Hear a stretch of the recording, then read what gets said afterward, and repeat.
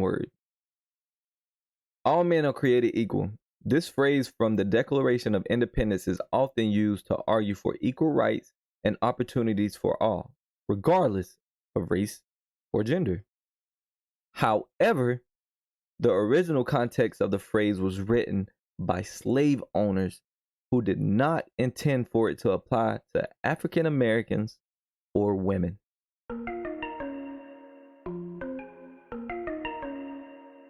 Welcome to the Psych Expansion Podcast. I am your host, Gabriel Elijah. How y'all doing today? What's going on? How your week going? What you been up to? You meet anybody new? You started dating? What's up? Tell me. What's going on with your life today? What's been going on with your life this last week? I'll tell you about mine. So, this week I have been talking to a lot of people, and it's really what inspired this conversation today. It's what inspired this podcast today, this episode. People aren't mindful of what they say to others, or they may have the wrong connotation on something, how they feel about certain words.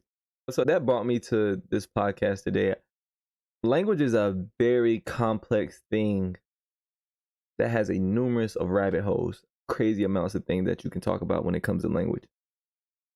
But ironically, we don't talk about it enough, right? Like we talk about everything else, but what the origins of these words mean, where they actually come from, what was the intended meaning that it was supposed to portray or give to someone, what was the intended feeling that it was supposed to give to someone.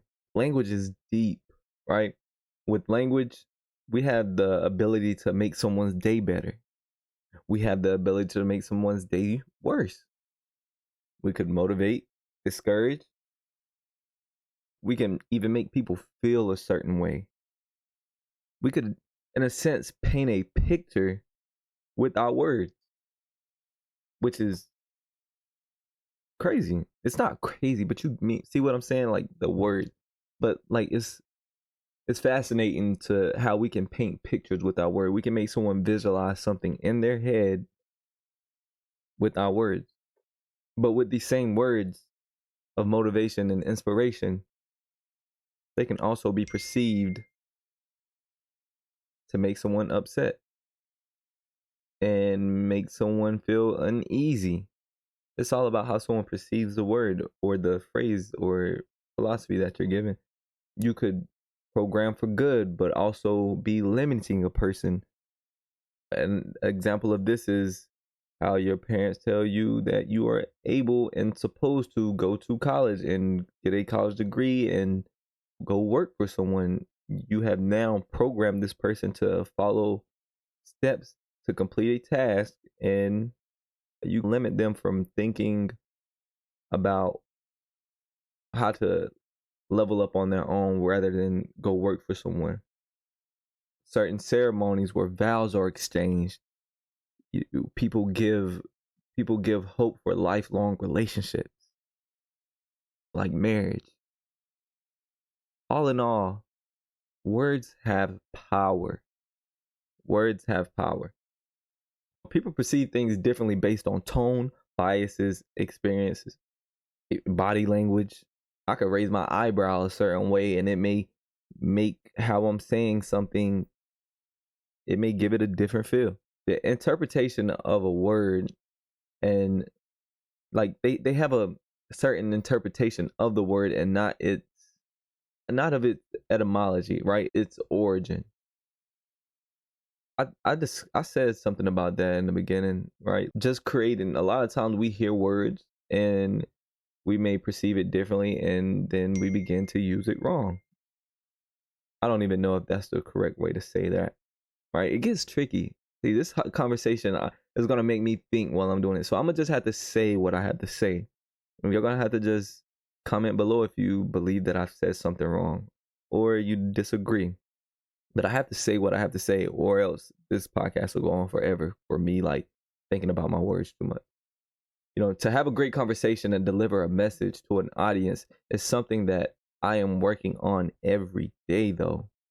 I've learned that being able to have a understanding of multiple perspectives is key to empathizing with a person, which helps make for a better and effective conversation, which is understandable to empathize with a person.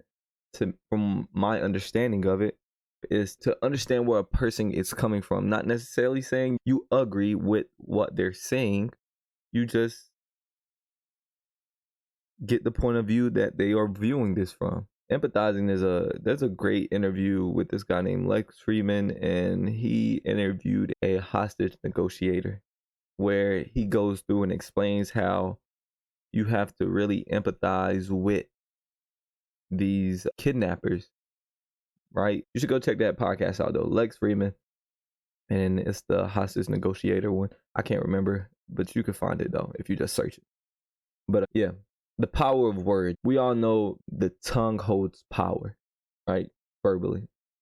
We all know that physical harm is an unaccepted. It's unaccepted in majority cases, right? You got UFC where in boxing and other sports where it's accepted there. They can fight each other and that's what they're supposed to do. But majority of the time, it's not. And it's a tough thing to deal with. But you want to know what's tougher than that? What's tougher than that is mental abuse. To tear down and destroy a person's ego, pride, value, sense of worthiness, that band-aid it has to be a strong band-aid, or that healing process will take way longer than I can't say any, but that healing process will take longer than most cuts or scrapes. It also makes being vulnerable and discussing insecurities tough, because it makes you wonder if a person will use your vulnerabilities against you. Manipulative people, they use you will be vulnerable, you'll tell them your insecurities, and something may go wrong, but now you don't want to go against them in fear that they'll put your insecurities out there. Just think about this real quick. Think about the word boss. Think about this. I am your boss. How does that make you feel? When a person comes up to you and say, I'm your boss, how does that make you feel? You ever thought about that? Why does it make you feel that way that you feel about that? I'm going to tell you how it makes me feel. And actually, it depends. It depends on different variables, right? What was the approach like whenever you said it? I'm your boss. Or, hey, I'm your boss. Or, hey, come here. I'm your boss. Come here. Like, what was it like when you said it? What was the energy and tone you presented? Who are you as a person? Are you this ego-driven person? Power-seeking person that got bullied, or whatever the case may be, where you now seek power to do unto others what was done to you? That word has a lot of variables. And it could also go another way too, right? Does your drive to complete a task keep you from the awareness that's the vibe that you give off, but all along you truly are a nice, genuine person?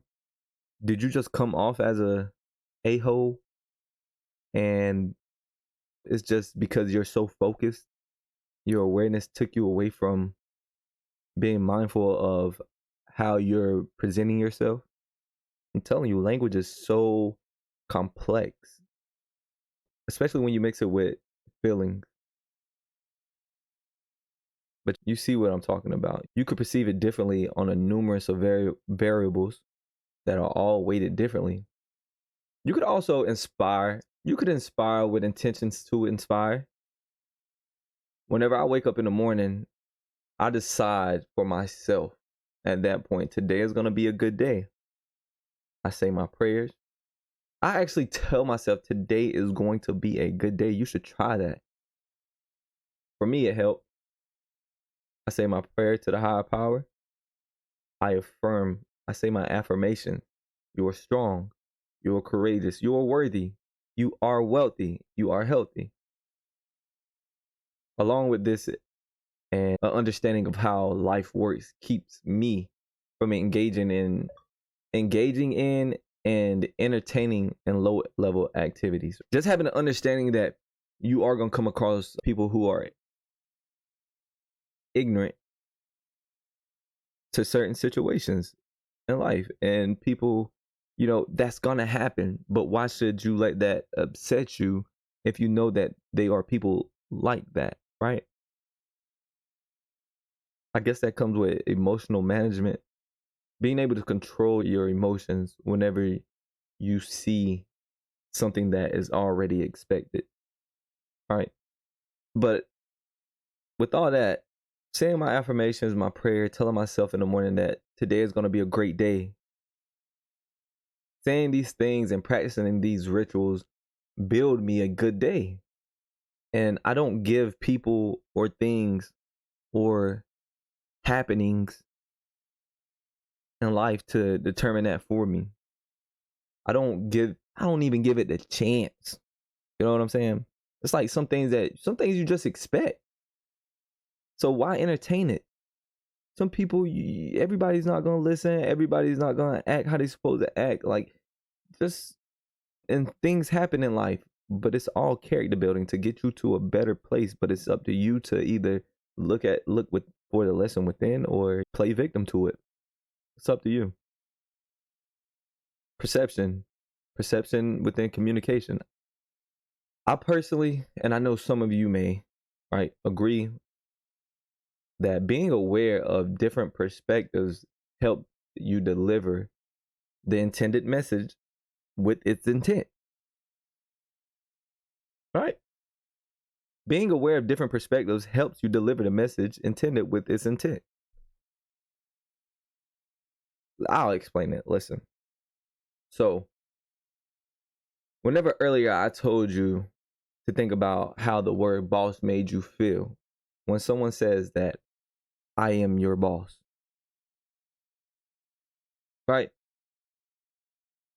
And you said it made me feel this whatever way. I was upset. I didn't like the way he came off. I didn't like the way she came off.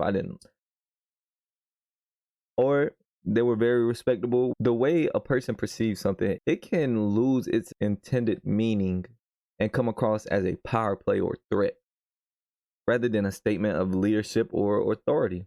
Like, the whole time I'm just trying to let you know that if you have any questions, you can come to me. I'm your boss. Instead of elaborating, I just put it in, I shorten it. I am your boss. You can come to me if you have any questions. That's it. That's all I was doing. But with that, right? Knowing the cultural beliefs, biases, experiences of others may help the communication in a way such as, if I know that you have had bad experiences with management, supervision, or any form of authority, right? That will help me. That will help me deliver the message to you where you perceive it in a digestible way. If I know that you've had past issues with authority, I can now say something like, of course, a greeting. I am so and so. I just wanted to let you know that if you have any questions, you can come to me. I'm your boss. That is so much better than just saying the name's Gabriel Barksdale. I'm your boss. Happy to have you here. That doesn't even sound. I'm just like, all right, bro. I get it. I'm about to go back to work. We done. You know what I'm saying? Quick story on perception, right? Real quick story time. So A person that I love to this day, right, once told me, grow up. We all know how that usually makes a person feel. Somebody tell you to grow up 9 times, 8 times out of 10, you're going to feel some type of way about it. Me, the way I'm wired, I said, what you mean? Like, I wanted to know why they felt the need to say that. But the person only repeated their first statement, grow up. So that left an open-ended, I guess that left an open-ended, it raised curiosity. So I won't say it was that day. I don't actually know. Maybe it was that week.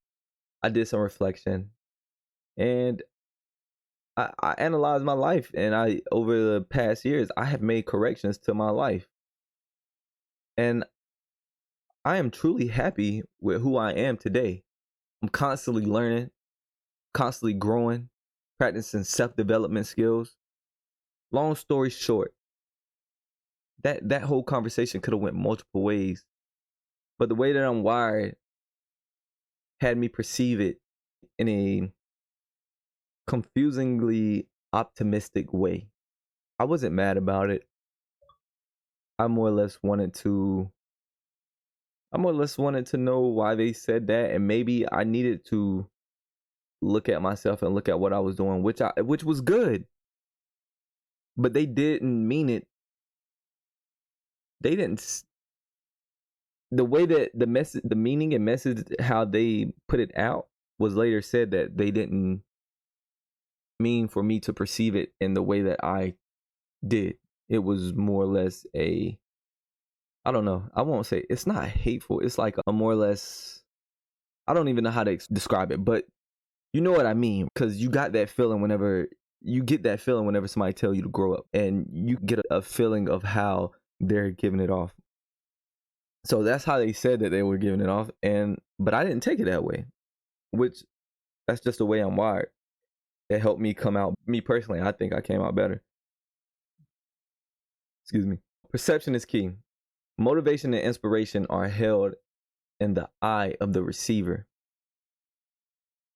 If it's not giving what it's supposed to give, I'd only be labeling you a motivational or inspirational speaker just because that's your occupation. Like, what if you're saying I'm a motivational speaker, but it's not hitting? I'm not taking the word. How you're like, you know what I'm saying? Like, how motivation and inspiration, it has a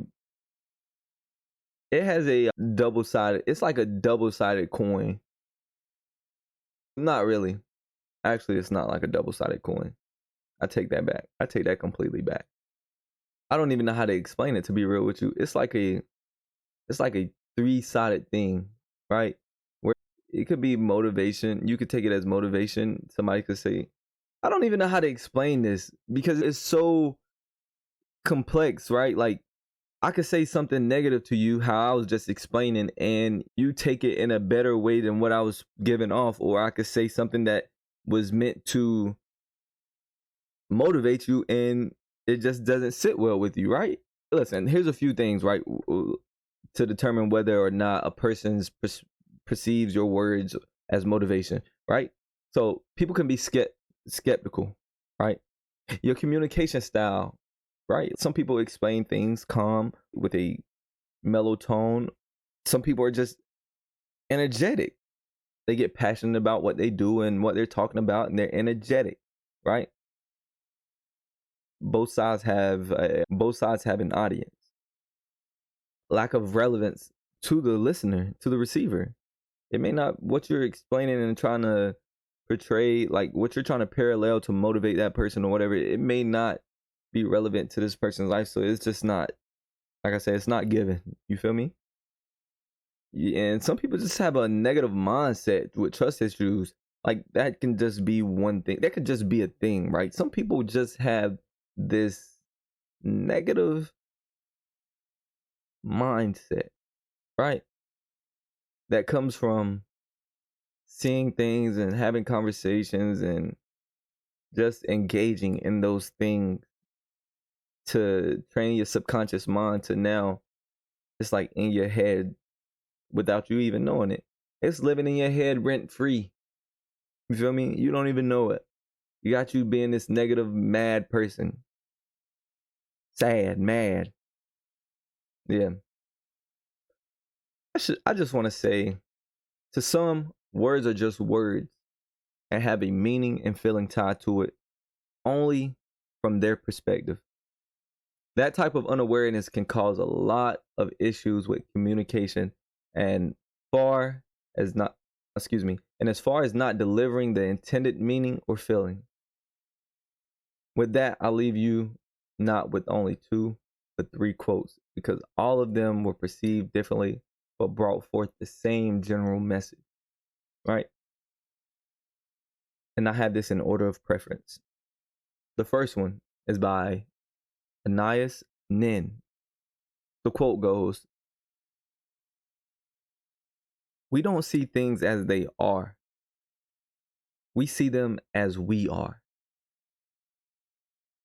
And I'll repeat that. We don't see things as they are. We see them as we are. Some of y'all got that. Some of that went over your head. Like a carry-on. It went over your head. Come on. I got bars, if y'all didn't know.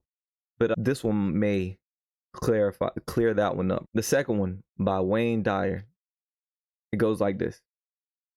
Change the way you look at things, and the things you look at change. Yeah, I know that's a bar. Hey, listen, I'll say that again. Change the way you look at things, and the things you look at change. Oof. Oof. Crazy. That's fire. That's fire. But listen, this is probably my favorite one. This one by Robert H. Schuller. And it goes, perception is reality, but it may not be actuality. Think about that. Let that sink in. Perception is reality, but it may not be actuality. So you may perceive something and that is your reality, right? That's the one that you live in, but it may not be actuality. It may not be, you may have gotten a different feeling or meaning from what was said or delivered to you than that was meant to be, that was intended to be delivered to you. Robert H. Schuller. Perception is reality, but it may not be actuality. Listen, I'm telling you that those are some good quotes. Lastly, we do this every week. We go over AI, not for artificial intelligence, but it is artificial intelligence. But we are speaking of African intelligence, my melanated people. So today we have Dr. Gebru. She is known for her groundbreaking works in AI ethics and fairness, and her contributions have been instrumental in promoting transparency and accountability in the fields of artificial intelligence. Today, we'll be discussing 2 of Gebru's most notable contributions and the implementation in AI. The first things first. I'm gonna call her Dr. G because I feel like I'm butchering her name, but Dr. G, right? She has a project called ImageNet Roulette, right? This project uses AI to expose biases and stereotypes in image recognition software. Here's how it works. The ImageNet Roulette project uses AI algorithms to classify images based on their visual characteristics. Users can upload an image and receive a classification based on the algorithm analysis. However, the project also flags images that could be considered biased or stereotypical based on categories such as race, gender, and nationality. Here's an example. If you upload a photo of a black woman wearing a graduation cap, the algorithm might classify her as a debt-ridden person. Ain't that effed up? Or a single mother, right? Just by you uploading a photo of a black woman wearing a graduation cap, and the algorithm may classify her as a debt-ridden person or a single mother. This is what this woman is fixing, Dr. Gebru. These classifications can reveal bias and stereotypes that exist in an image recognition software, which can have real-world consequences. The project has also been used in AI ethics workshops and training sessions to teach developers and research about the importance of fairness and accountability in AI development. So the next thing is next. The next one up is Data Sheets for Datasets project. This project developed a standardized format for documenting datasets. That includes information on the dataset's origins, biases, and potential risks. Here's how it works. Datasets are the foundation of AI development, and they're used to train AI algorithms to recognize patterns and make predictions. However, datasets can also contain biases and inaccuracies that can lead to biased AI algorithms. Dr. G's datasets for data sheets for datasets projects aims to promote transparency and accountability in AI development by providing a standardized format for documenting datasets. This format includes information on the dataset's origin, potential biases, and potential risks so that researchers and developers can understand the limitations and potential biases of the datasets. The data sheets for oh, I apologize. I am messing this up. But listen, the data sheets for datasets projects has gained widespread attention in the AI community, and it's been used as a tool to promote transparency and accountability in the AI development. To conclude, Dr. G is a trailblazer in the field of AI ethics and fairness, and her contributions have been instrumental in promoting transparency and accountability in AI development. Yes, give it up for Dr. G. Yes, there's one other thing that I want to go over with you guys, right? And it's real quick. Real quick. It's only because I forgot to do it. But you know how there's certain sayings that we just go with? For one, money is the root of all evil. We've heard that, right? You've heard that. And if I'm not mistaken, it comes from a Bible verse. Timothy 6:10. Okay, so money is the root of all evil. This is a common quote often used to argue against capitalism and the pursuit of wealth. That's the one that people always say, right? It's to like justify why people do capitalist activities and whatnot, or go rob somebody because they need money or whatever. However, the full quote is actually, "For the love of money is a root of all kinds of evil." That comes from Timothy 6:10, which suggests that it's the obsession and greed for money that leads to corruption and wrongdoing. Crazy. But no, this is the one right here, right? And it caught me all the way off guard, right? I was so shocked whenever I heard this. So, raise your hand if you heard the quote, "All men are created equal." Raise your hand if you heard that, right? I'm telling you, this one actually threw me off. This is why it's important to get the original context of phrases and words. All men are created equal. This phrase from the Declaration of Independence is often used to argue for equal rights and opportunities for all, regardless of race or gender. However, the original context of the phrase was written by slave owners who did not intend for it to apply to African Americans or women. However, the original context of the phrase was written by slave owners who did not intend for it to apply to African Americans or women. So now, whenever you say all men are created equal, how do you feel about that? Are you gonna, I guess you can empathize with the person? But then again, do you know how they're trying to send the message? I tell you, language is a beautiful thing, but it's also so complex, right? But listen, thank you today for joining us. We hope that you enjoyed today's episode and that it left you with both answers and questions. I'm sure you've got some thoughts and opinions on this topic, and I want to hear back from you.